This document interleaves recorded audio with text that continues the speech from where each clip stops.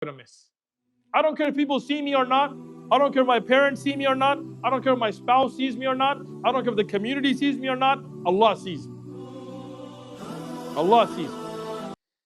Then Allah subhanahu wa ta'ala continues, الَّذِينَ هُمْ يُرَاءُونَ. Who are these people? They make salah for show. Ibn Abbas radiallahu anhu says these are the munafiqun that would pray in front of people, but not when they're alone. And we have a lot of people here today. Alhamdulillah, I can't even count. A lot of brothers, sisters, all that, right?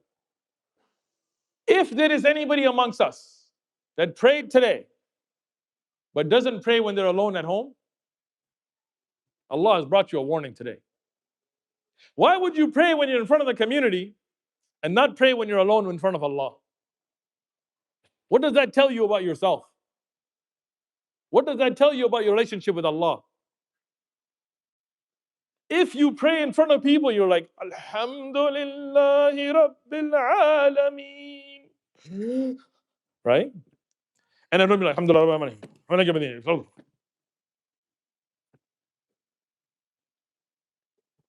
It's a wake-up call. So every one of us, whether you're watching or you're here, should at least make this from today commitment that the 5 salahs I'm going to pray on time every day properly. At least that. And then the nawafil, and then the extra duha and just and all of that, great. But at least that I'm not going to miss. I don't care if people see me or not. I don't care if my parents see me or not. I don't care if my spouse sees me or not. I don't care if the community sees me or not. Allah sees me. Allah sees me. وَيَمْنَعُونَ الْمَاعُونَ. فعل مضارع here. يمنعون ماعون مفعول به. What does it mean? That they forbid, don't act upon, and don't encourage even small kindnesses, small ways to help people. And ma'un here is what the surah is named after. Aisha radhiyallahu anha said about this that it is when your neighbor needs something and you can easily facilitate it, and I'm translating here, but you're petty about it.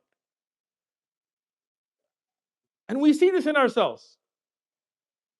Somebody, and again, don't get taken advantage of. Don't get me wrong here, right? If some drunk guy comes and he's like, "Can I borrow $1?" Nah, bro, I'm not trying to help your, habit. I'll buy you some food, but I ain't giving you $1, right? I'm not one to be taken advantage of. But if somebody's really in need and you got some money and they're like, "Hey, can you get me?" And you're like, no. Why? Bro, help them out. Allah will help you.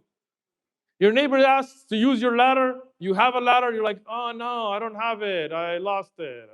It's my ladder. Nah, I should use my ladder. It's mine. Mine.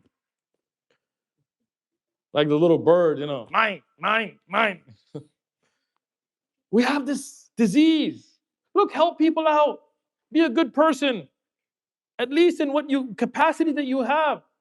I may not be able to lend you 100K, but if you need 1,000 because you're struggling, I got it sitting around anyway. Let me give it to you. And Allah will give me the blessing for it. And then when I'm in need, Allah, then don't do it for them to help you. That's another warning here. Don't be like, "Hey, remember, I bought lunch for you yesterday. How come you're not buying it for me today?" No. I didn't buy it for you to buy me. I did it for the sake of Allah. So I don't expect it back from you. When you go out to lunch with the brothers or sisters go out and somebody says, "You know what, I got it," and they take it. Good, do it for the sake of Allah. Feed each other. But next time, don't be like, "Remember, I got you. How come you're not getting me today? Huh? You don't remember? When you needed a car, I let you borrow mine. Give me yours." No, you're not doing it for that. If you're doing it for that, you'll get that, but you won't get the reward from Allah. Do not become deprived from the reward of helping people, even in small things.